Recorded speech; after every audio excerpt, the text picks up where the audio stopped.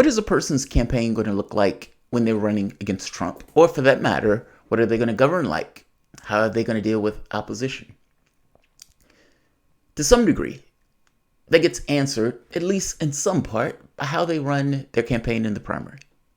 It would be weird if they just kind of turned into a different person after they got into the race with Trump. Yes, they will tack to the right, many of the candidates, not all. One would not. But to some degree, you get an idea on what they're going to look like when they're running against Trump, with what they look like when they are running in the primary. The qualities will still be there. This is a Trump rally. Take a look at this. Look at that stadium. Jam-packed, full of people. Hate Fest 2019. That's a massive crowd. That is a massive, massive crowd. One more data point. Look at this. The RNC, in 1 month alone, just 1 month, $27.3 million. Record-setting month. That's a lot of money. And again, that's a lot of money associated with a massive, massive crowd of supporters. You know, in 2016, they kept saying, Clinton is going to win, Clinton is going to win, Clinton is going to win. And Trump would have those massive, massive crowds, despite them saying Clinton is going to win. And yet those massive crowds, Clinton is going to win, and yet those massive crowds. How do you deal with that? How do you deal with that? Right. If you're the opposition, how do you deal with that? Joe Biden reports out that he is strapped for cash. You can understand why that makes all the sense in the world. Ultimately, Joe Biden is running on electability. Yes, a person will vote for that person. No, the person is not going to send the money. There is nothing to get them out of bed in the morning. Nothing that digs into them, that makes them, compels them to absolutely care. If they don't believe that what is taking place is going to positively benefit their life, then the masses of people, 50% of the population don't vote. They don't vote in large part, many part. It doesn't matter. These two candidates are so similar. I don't see how it positively benefits my life in any real logistical terms. One guy is in the race. One guy is in the race. This was Sanders, and I'm not going to play a lot of this, going back 10, 20 years ago. In case you don't know, and you haven't seen the latest polls, the American people hold the President of the United States in contempt. They hold this institution in contempt. They hold the Republican Party in contempt. They hold the Democratic Party in contempt. They think that maybe, given all of the crises facing this country, it's about time that there was some bold leadership here. You use the word homos in the military. You have insulted thousands of men and women who have put their lives on the line. You insulted Mr. Castle. Mr. Castle, a few moments ago, a good Republican, told you that we're seeing not only the decline of manufacturing jobs, but white-collar information technology jobs. You have insulted tens of millions of American workers. You support a trade policy which is selling them out, only working for the CEOs. They're substantially increasing health care costs for veterans who have put their lives on the line defending this country. They're increasing our deficit, increasing our national debt, all on behalf of the richest people in this country. This bill is bought and paid for by millionaires and billionaires, and anyone who votes for it should be ashamed of themselves. We're spending $270 billion a year on the military, but we don't have a major enemy. I know it hurts your feelings. I know you're upset about it. I know you're hoping and praying that maybe we'll have another war. Maybe somebody will rise up. Who are you worried about? Iraq? Panama? Who are you worried about? I'll tell you.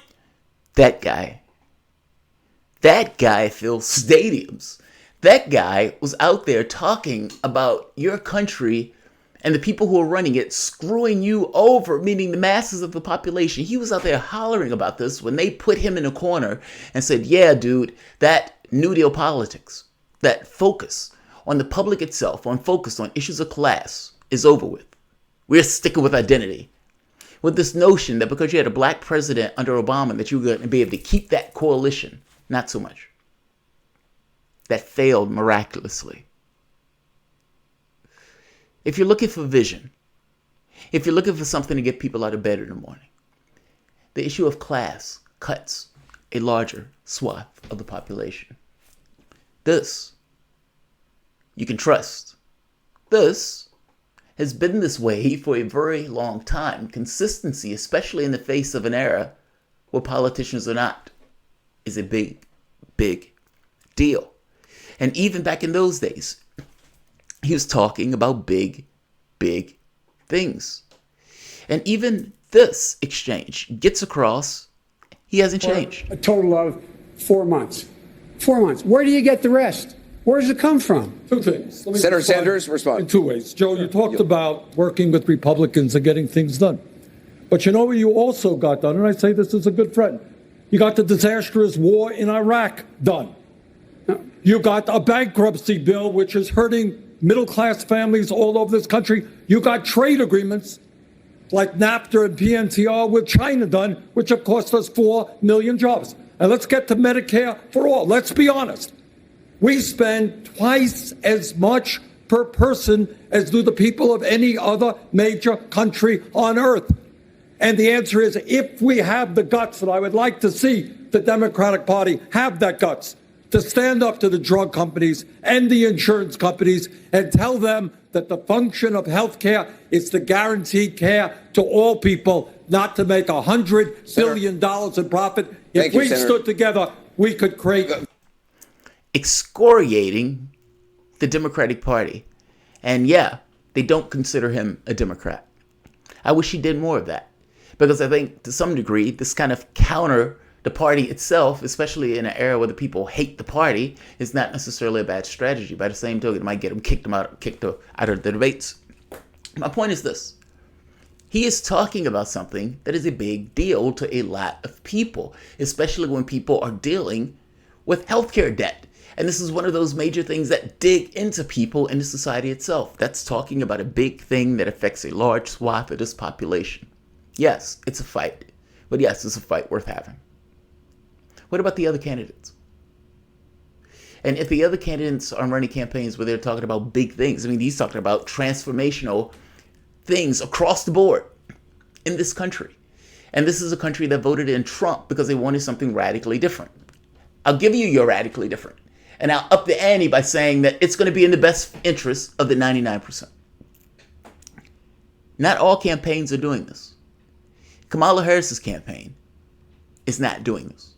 Kamala Harris's campaign did what I would consider to be the saddest, most pathetic attempt at setting themselves on fire with, heartfelt passion about stopping Trump from tweeting and throwing a fit when Warren wouldn't support her on it, and not just not support her on it, to some degree laugh because it is silly, and go into something that is infinitely more important, to which Kamala Harris goes back to the Twitter thing. I want to show you what took place after this, because what took place after this is, again, part and parcel to a campaign that is flailing and that is, at this point, extremely desperate to get any level of buzz and is not doing so all that well. Kamala Harris's campaign melts down. Sad, sad, sad. Welcome to the Soapbox.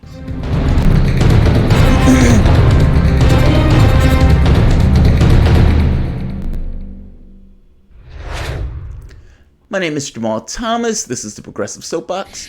Guys, if you dig this content and you find yourself coming back often, please like, share, subscribe. You can always support PayPal, Patreon. Also,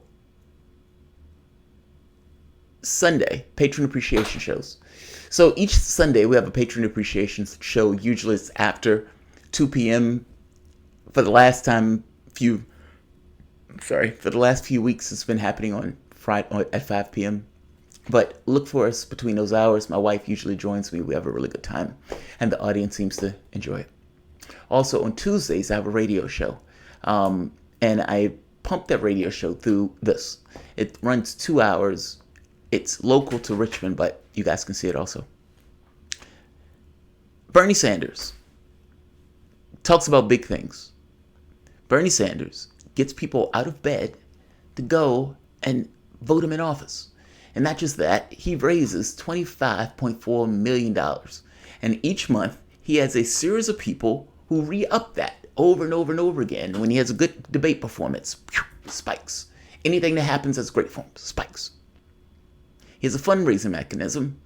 He gets crowds like Trump, if not more so. And what you're going to see in Queens is going to be bananas coming up. And his vision. And he means it. He's a true believer. Everybody knows he's a true believer. And in so, even if you disagree with him, at the very least, he's honest about what he believes. No one else on that stage can say that. Nobody. Kamala Harris, instead of talking about big things, Kamala Harris gets into a fight over this. Serious. Twitter. Talking about is a grave injustice when rules apply to some but not equally to all, and in particular when the rules that apply to the powerless don't apply to the powerful. And so, Senator Warren, I just want to say that I was surprised to hear that you did not agree with me that on this subject of what should be the rules around corporate responsibility for these big tech companies, when I called on Twitter to suspend Donald Trump's account, that you did not agree, and I would urge you to join me, because here we have Donald Trump, who has 65 million Twitter followers, and is using that platform as the president of the United States to openly intimidate witnesses, to threaten witnesses, to obstruct justice. And he and his account should be taken down. We saw in El Paso that shooter in his manifesto was informed by how Donald Trump uses that platform. And this is a matter of corporate responsibility. Twitter should be held accountable and shut down that site. It is a matter of safety and corporate accountability. Thank you. Do you know that my wife had a healthcare procedure done, and they sent a bill to her? I think it was like $1,000.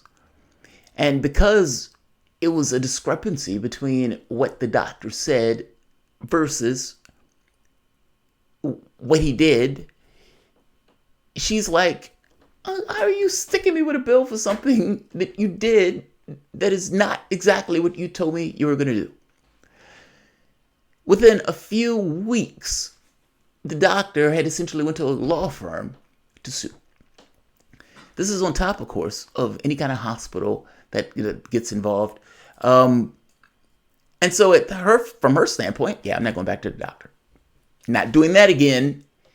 Now, I also know people who has cancer and who the insurance company is trying to push them to use a drug that wasn't originally prescribed by the doctor. And on top of that, because it was an accident that the original drug was being prescribed, tried to get them to pay for the previous drug. Those stories, black, white, gay, straight, across the board, across the country. One horror story after the next. Even with insurance, you can get eaten alive by bills, especially from the standpoint of medications. I have family members who because of working their entire life, end up on Social Security, and then not being, after using all of their skills for the entirety of their life, at that point, not having anything and barely making ends meet just because of the way Social Security is structured. And God forbid if there was a school loan. But yeah. Tell me again about Trump's Twitter. I guess my point is there's a difference between talking about big things and small things. That's a tiny thing. All of this is based on, A, dickishness, yes, but this. Big donors consider staying away from Kamala Harris if she fails to perform at the next debate. And that was the last debate. And how is she doing? Well, in Iowa, Tulsi Gabbard, 2%. Kamala Harris, 2%. This reeks of desperation. This reeks of desperation. Everyone says Elizabeth Warren is a front runner. Fair enough. When Joe Biden was a front runner, what did she do? She hit Joe Biden hard. And everybody said, wow, she looked presidential in that moment. She bubbled up to third place. Tulsi Gabbard ended her campaign in 60 seconds. Fell apart. And despite all the slanders and everything else that she was slinging at Tulsi Gabbard, didn't help her polling all that much. And fact of the matter is, donors don't want to invest in candidates who they don't believe will win. They would go to a candidate who they think they will get a better bang for their buck. Why am I going to keep tossing millions of dollars into a candidate that is polling at 2%? Those debates matter. And whether or not they can get a buzz matter. And in the way that she attacked Joe Biden and was able to get a buzz, hey, maybe we could do it again, right? But the problem is, your attacks on Warren are problematic because unless you hit her from the left, it doesn't really do it. And so you need to find something to hit her from. Meaning you could hit Joe Biden because Joe Biden has a 40-year history. How do you hit Warren in a way that makes sense? Okay, you're going to go with Twitter. Fair enough. So you believe Twitter should take down Donald Trump's account. Donald Trump's the president of the United States. He should get leeway because he's the president of the United States. Everything that he tweets is going to have a gravitas because he is president of the United States. I understand you don't like it, but I don't like this notion of these guys just being gatekeepers. Let's hear Warren. Let's hear our chances. Senator Warren, you can respond. So, look, I don't just want to push Donald Trump off Twitter. I want to push him out of the White House. That's our job. Join me in saying that his Twitter account should be shut down. Let's figure out No? why it is that we have had laws on the books for antitrust for over a century, and yet for decades now. We've all called on how the big drug companies are calling the shots in Washington, big ag, how the gun industry, big tech. You know, we really need to address the elephant in the room, and that is how campaigns are financed. You can't say your corporate responsibility if it doesn't apply to everyone. I announced this morning that I'm not going to take any money from big tech executives, from Wall Street executives. We've already agreed, Bernie and I, we're not taking any money from big pharma. Not only did she take your nonsense argument just to pick a fight on the most trivial of things, not only did she take that and turn that into an antitrust issue, which is actually substantial. I mean, I do a YouTube show. YouTube demonetizes these videos entirely. There is no alternative to YouTube that would allow any level of pushback from these individual channels if these channels don't necessarily cobble together, or if some of the bigger channels don't also pitch a fit about it. There is no competition in this process. There is no one else you can go to get paid doing what you do here, meaning you're stuck, whatever the rule set that they set. She's arguing antitrust, which is substantial, while Kamala Harris argues Trump's Twitter account. One matters greatly. The other one, not so much. I don't like this idea of, I don't like what he says on Twitter, so I want to shut him down. I think that's, no. That's a fail for me. One matters greatly, the other one, trivial. And again, motivated by the need for cash. And this other sad part, she used you as a prop. Elizabeth Warren used you as a prop. She used you as a prop to get across that Sanders and I are 1-to-1 on this issue. She used you as a prop. This story doesn't end here, unfortunately. Meaning, what should have happened was Kamala Harris accepted, okay, this was embarrassing, this didn't work, and move on. Maybe they'll forget. No. Her campaign has a meltdown, a full-blown meltdown to Buzzfeed. Now, I've told you on more than one occasion that campaigns interact with media, meaning you have some media that is very submissive to various campaigns because they want their support and they want to be able to get leaks and those type of things. And so various people throughout the media are not impartial actors. They have their own people to which they get information from in the framing of the world and so forth, to which they more or less agree with. Kamala Harris's campaign is interacting with Buzzfeed behind the scenes. And her campaign, perturbed that other people didn't see the big deal in Kamala Harris's attack. Meaning they didn't get why this attack wasn't given more credibility. They didn't get why people like me thought it was trivial and silly and reeked of a certain degree of desperation to get a buzz. And in saying this, gets across why this campaign is polling at 2% in Iowa. Hey, I have talked to her directly a few times when she's tweeted out stuff like this, and I told her I was glad she deleted this tweet. But this kind of stuff, and this is talking about BuzzFeed. BuzzFeed criticized Kamala Harris in making this argument to Warren. Her campaign sends, here's a little glimpse of some of the nonsense that shoots back and forth, and perhaps a bit of Trevor. A text from Harris's side to me complaining about BuzzFeed staffer's tweet. Hey, I have talked to her directly a few times when she's tweeted out stuff like this, and I told her I was glad she deleted the tweet, but this is kind of horrible stuff. But this kind of stuff is just really horrible. Look, frankly, it's amazing. Well, I'm black, and I thought this was outright absurd. In fact, I thought this, maybe over the last 30 years, might have been the most ridiculous of pushbacks. Nothing to do with whiteness. Everything to do with this being absurd in the context of all the things that we deal with on a daily basis.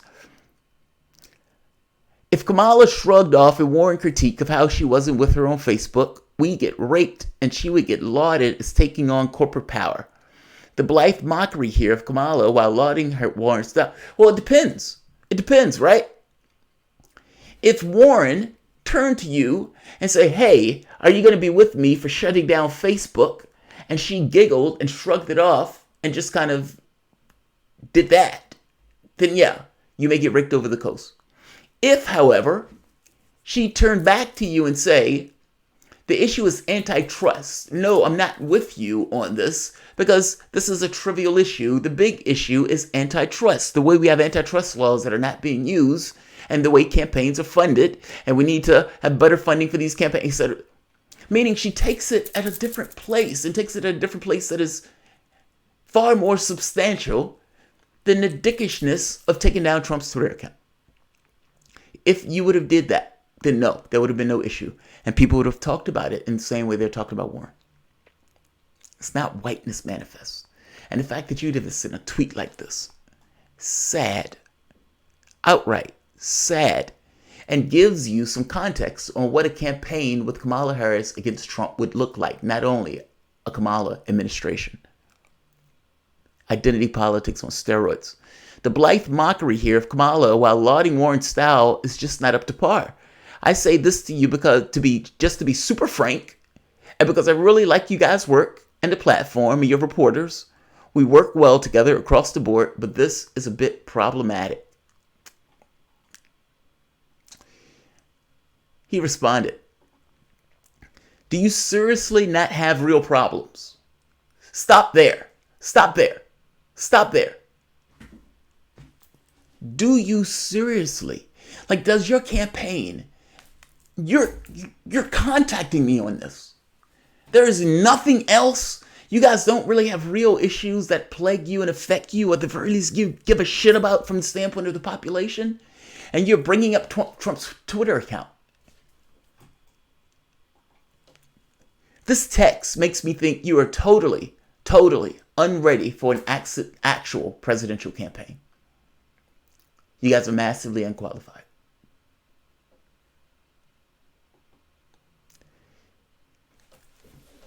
Vision and the ability to get people asses out of seats matters. Kamala Harris doesn't have it. And in a sad take that should have ended on that debate stage, it gets dragged out onto Twitter, whereby she complains that by complaining about how sad that take was, that it is whiteness on steroids. I agree with the Buzzfeed editor. It seems like you're completely unfit and unready to run an actual presidential campaign.